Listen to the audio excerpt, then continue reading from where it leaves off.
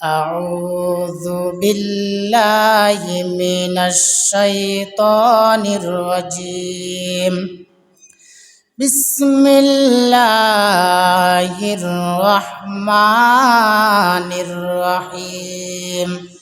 والضحى والليل إذا سجى ما ودعك ربك وما قلى وللآخرة خير لك من الأولى ولسوف يعطيك ربك فترضى ألم يجدك يتيما فآوى ووجدك ضالا فهدى ووجدك عائلا فأغنى فأما اليتيم فلا تقهر وأما السائل فلا تنهر وأما بنعمة ربك فحدث إن الله وملائكته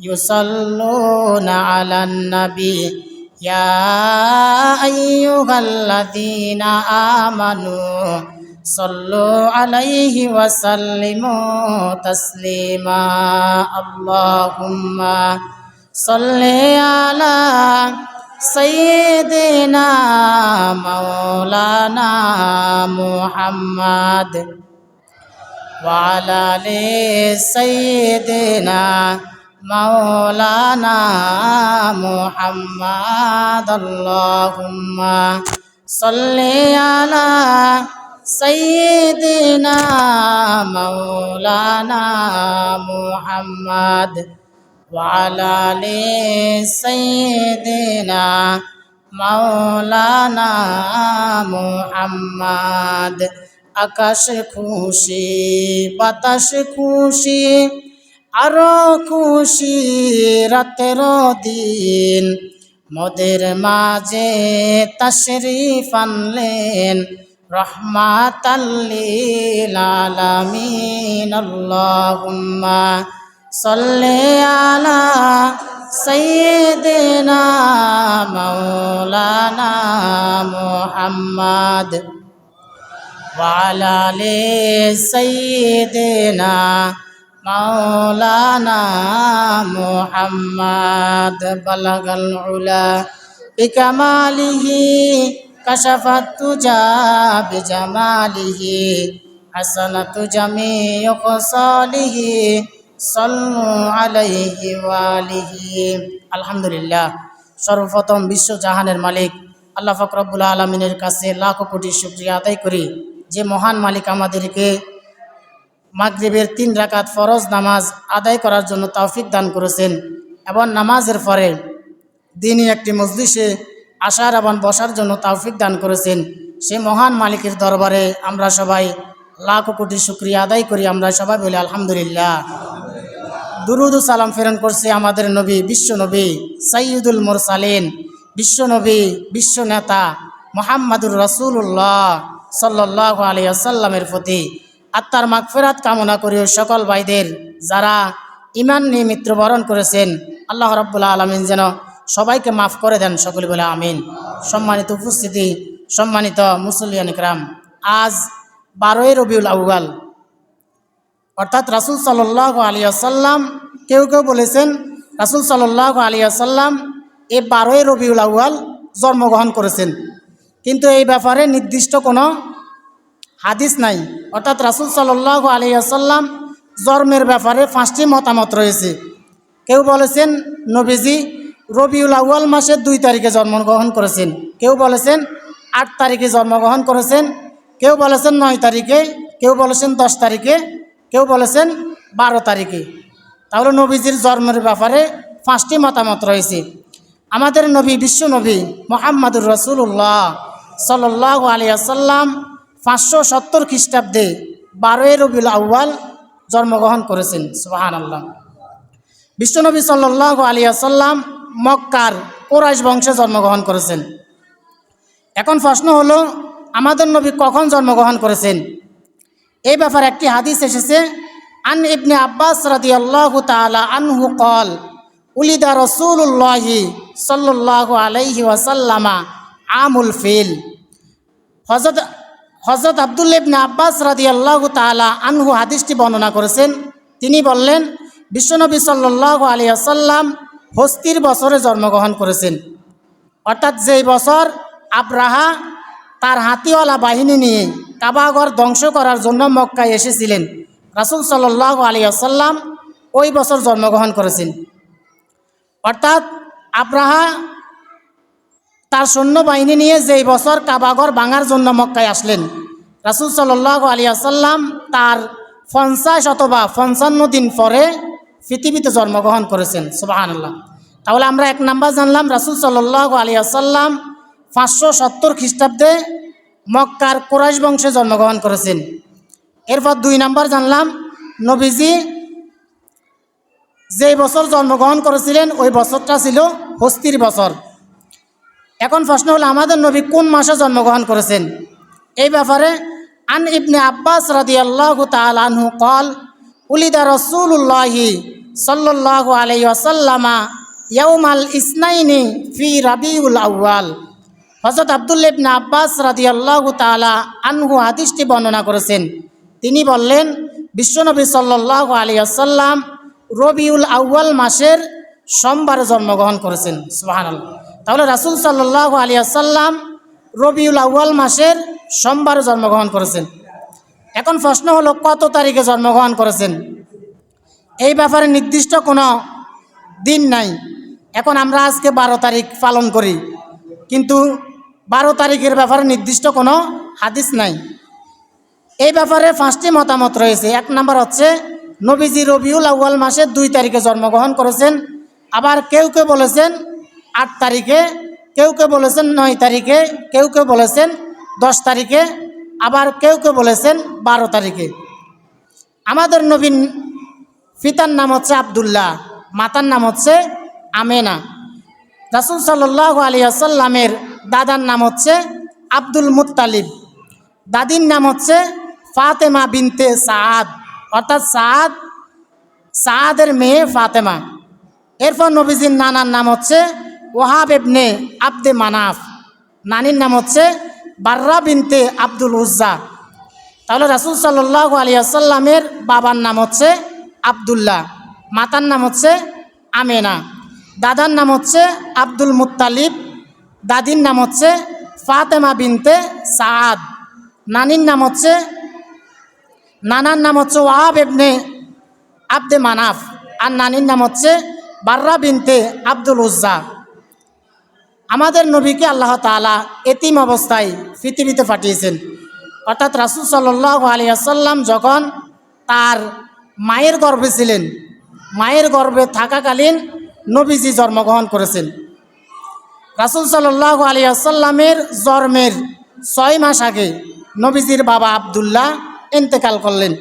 এরপর রাসূল সাল্লাল্লাহু আলাইহি ওয়াসাল্লাম তার দাদা আব্দুল মুত্তালিবের কাছে লালিত পালিত হলেন। রাসূল সাল্লাল্লাহু আলাইহি ওয়াসাল্লাম যেই দিন জন্মগ্রহণ করলেন, জন্মগ্রহণ করার পর নবীজি যেই দিন জন্মগ্রহণ করলেন, জন্মগ্রহণ করার পর নবীজির দাদা আব্দুল মুত্তালিব নবীজিকে কোলে নিলেন। কোলে নেওয়ার পর রাসূল সাল্লাল্লাহু আলাইহি ওয়াসাল্লামকে নিয়ে বাইতুল্লাহ গেলেন, অর্থাৎ কাবা ঘরে গেলেন। কাবা ঘরে যাওয়ার পর নবীজির দাদা আব্দুল মুত্তালিব নবীজিকে দেখে খুব খুশি হয়ে গেলেন এবং রাসূল সাল্লাল্লাহু আলাইহি ওয়াসাল্লামের নাম রাখলেন মুহাম্মদ। সুবহানাল্লাহ। তাহলে মুহাম্মদ শব্দের অর্থ হচ্ছে প্রশংসিত। মুহাম্মদ ছাড়া নবীজির আরও অনেকগুলা নাম রয়েছে। নবীজির একটি নাম হচ্ছে মুহাম্মদ, আরেকটি নাম হচ্ছে আহমদ, আরেকটি নাম হচ্ছে তহা, আরেকটি নাম হচ্ছে ইয়াসিন, আরেকটি নাম হচ্ছে আল মুজাম্মিল, আরেকটি নাম হচ্ছে আল মুদ্দাসির। এভাবে নবীজির অনেকগুলো নাম রয়েছে। রাসূল সাল্লাল্লাহু আলাইহি ওয়াসাল্লাম যখন পৃথিবীতে আসলেন, জন্মগ্রহণ করলেন, জন্মগ্রহণ করার পর নবীজিকে তার মা আমেনা দুধ পান করালেন এবং আবু লাহাবের দাসী উম্মে সোয়াইবা তিনিও কয়দিন নবীজিকে দুধ পান করালেন। এরপর রাসূল সাল্লাল্লাহু আলাইহি ওয়াসাল্লাম চলে গেলেন তার দুধমা হালিমাতুস সাদিয়া রাদিয়াল্লাহু তাআলা আনহুর ঘরে।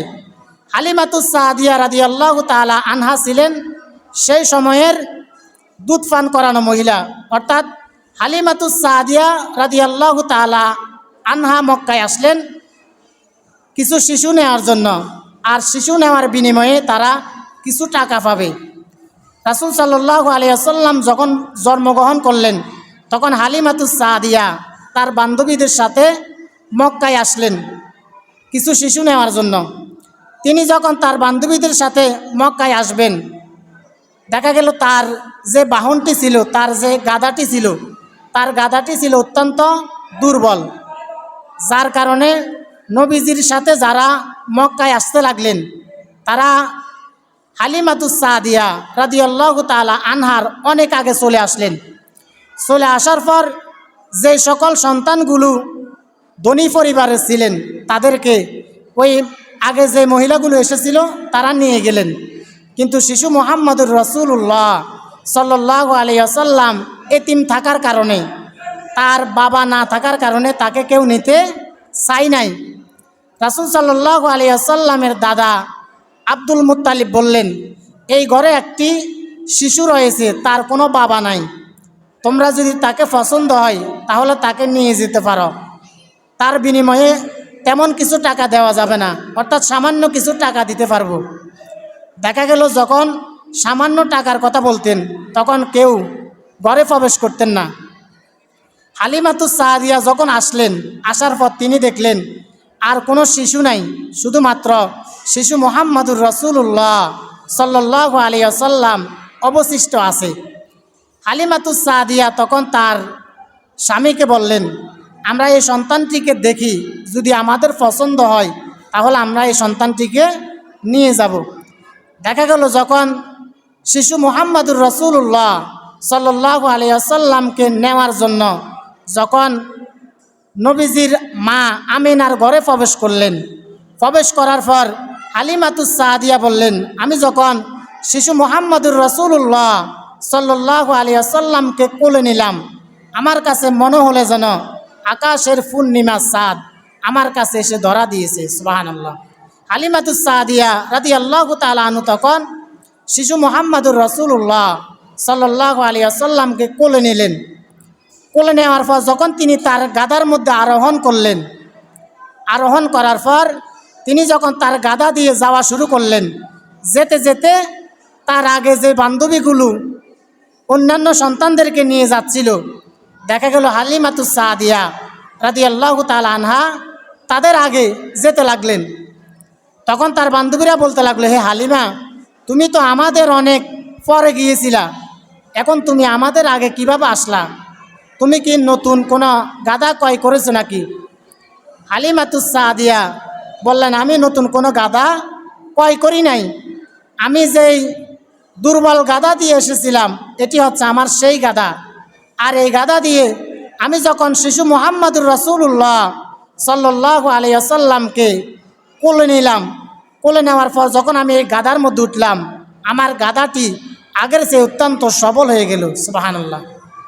হালিমাতুস সাদিয়া যখন দেখলেন এই শিশু মুহাম্মদুর রাসূলুল্লাহ সাল্লাল্লাহু আলাইহি ওয়াসাল্লামকে কোলে নেওয়ার কারণে তার আস্তে আস্তে সকল কিছু বাড়া শুরু করলো, তখন তিনি বুঝতে পারলেন এত বরকত শুধুমাত্র এই শিশুর কারণে এসেছে।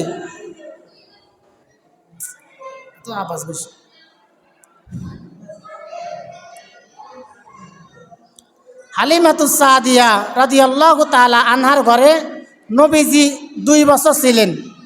2 বছর থাকার পর হালিমাতুস সাদিয়া নবীজির কাছে আবদার করলেন, নবীজির মায়ের কাছে আবদার করলেন। আবদার করার পর নবীজিকে আরও 2 বছর রাখলেন। রাখার পর নবীজির বয়স যখন 4 বছর, তখন দেখা গেল সর্বপ্রথম নবীজির ওপেন হার্ট সার্জারি করা হলো। সুবহানাল্লাহ।